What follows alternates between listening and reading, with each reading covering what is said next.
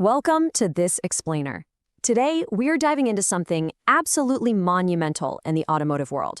We're breaking down the complete redesign of the 2027 BMW 3 Series. Look, industry experts are calling this the biggest shakeup to hit the legendary nameplate since the E90 replaced the E46 back in the day. It's a huge deal. And hey, for the purists out there, you might want to brace yourselves, because this generation marks the formal end of an era. We are officially looking at the first 3 Series lineup ever that will offer absolutely no manual transmission. Anywhere. None. It's a massive shift, and man, there is a ton of incredible engineering to unpack here. Let's get right into it. So, here is our roadmap for today. First, a tale of 2 sedans. Then we'll look at the new Neue Klasse design, jump into the combustion G50 era, pivot over to the fully electric i3, and finally wrap it all up with the pricing and release timeline. Kicking things off with Part 1, a tale of 2 sedans, and evaluating BMW's dual-platform strategy. It really brings up the ultimate automotive question, doesn't it? How exactly do you redesign an absolute icon? Especially right now. The whole industry is navigating this incredibly messy, complicated transition from gas to electric power. How on earth do you keep your traditionalists happy while at the same time competing head-to-head with cutting-edge EVs? Okay, let's dive into this because the answer is actually a massive plot twist.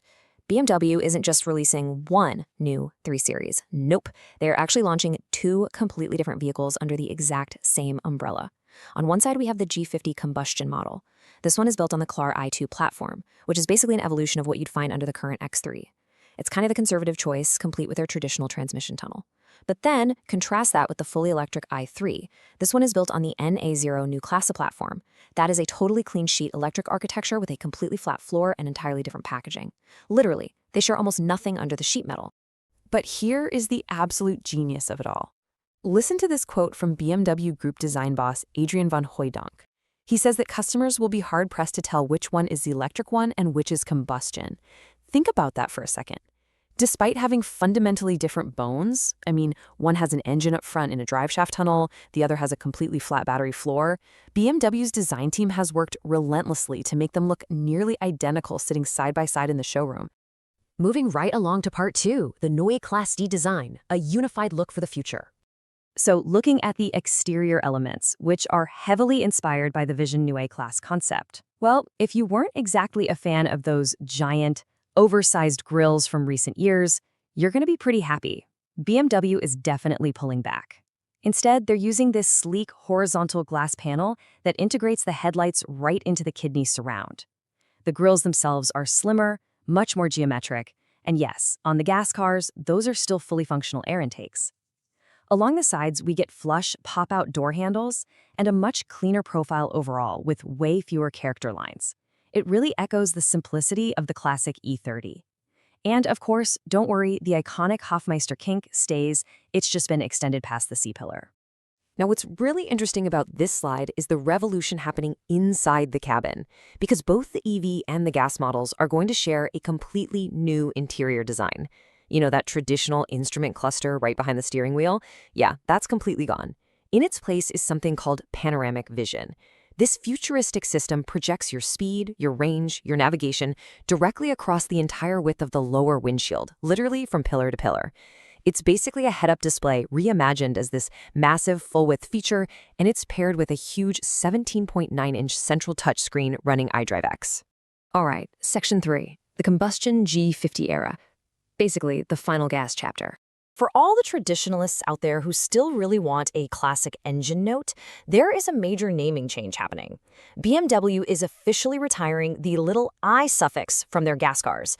Their logic here is that the I now belongs exclusively to the electric vehicles, like the i3. So that beloved M340i that we all know and love, it's officially getting replaced by the new M350. And I promise you, the M350 is not just some cosmetic name change. The legendary B58 inline-6 engine is getting even more power, and they are pairing it with a 48-volt mild hybrid system. This keeps it compliant with those really strict Euro 7 emissions, while also sharpening up the throttle response. Visually, the M350 is going to rock quad exhaust tips, which is amazing because that's a feature previously restricted only to full M cars. It's also going to sit on these massive 20-inch wheels, hiding bright red M Sport brakes. And hey, for the four-cylinder fans, the 320 and 330 models are getting the upgraded B48 TU3 engine for better efficiency. Honestly, it's a classic mechanical layout that's pushing internal combustion to its absolute peak. Let's shift gears to Section 4, the fully electric i3, a groundbreaking EV leap. So what is the single most crucial number you need to remember here? 500 miles. That is the confirmed WLTP range for the all-wheel drive i350 xDrive. That is absolutely huge. And if you opt for the rear-wheel drive i320 variant instead, that range pushes even further to an estimated 560 miles. With this kind of capability, BMW has effectively closed the argument about whether electric cars are practical for long-distance driving. They absolutely are. But as we all know, range is only half the battle. Charging speed is the other. And thanks to its brand new 800-volt NA0 architecture and a massive 108.7 kilowatt-hour battery, the i3 boasts a peak DC charging speed of 400 kilowatts. So what does that actually mean for you in the real world? It means you can literally add around 230 miles of range in just 10 minutes at a compatible rapid charger. 10 minutes. And this brilliantly illustrates how it stacks up. We're looking at a direct, data-driven head-to-head against its primary rival, the Tesla Model 3. Just look at the numbers. Notice how the i3's 500-mile range absolutely crushes the Model 3's 390 miles. Plus, that 800-volt architecture allows for 400-kilowatt charging, compared to Tesla's 250 kilowatts. Now sure, the Tesla still holds an edge when it comes to starting price and overall software maturity, but on the raw hardware metrics that typically cause range anxiety, BMW is coming out swinging. Now, if you happen to be a UK company car driver, you're going to want to pay very close attention to the taxes here. Because it's an EV, the i3 attracts a tiny 2% benefit in kind rate. To put that into perspective, for a 40% taxpayer, that means you're paying about £41 a month in tax for the electric i3.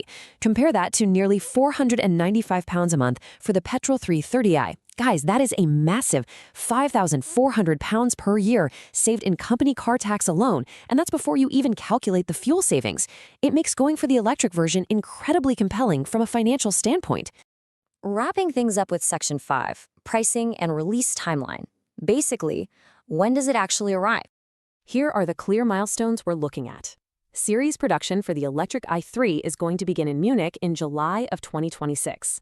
Then, just a few months later, in November 2026, the combustion G50 models will start rolling off the line at the Dingolfing plant. And if you're a buyer in the UK, you can expect deliveries for both of these highly anticipated sedans to officially begin in early 2027. So, how does all this incredible tech actually translate to cost? Well, based on current estimates for the UK market, the electric lineup gives potential buyers a pretty solid financial expectation to work with. The rear-wheel drive i3 2.0 is going to start right around £45,000. Moving up, the dual-motor i340 xDrive sits right in the middle at roughly £52,000. Finally, the high-performance launch model, that i350 xDrive with 463 horsepower, is going to land somewhere between £60,000 and £65,000. Which leaves us with this final, really provocative thought. Think about it. BMW has decided that the absolute best way to handle the EV transition is to spend billions developing two completely different architectures, a classic gas platform and a cutting-edge 800-volt electric platform, and then wrap them in sheet metal that makes them look almost identical to each other.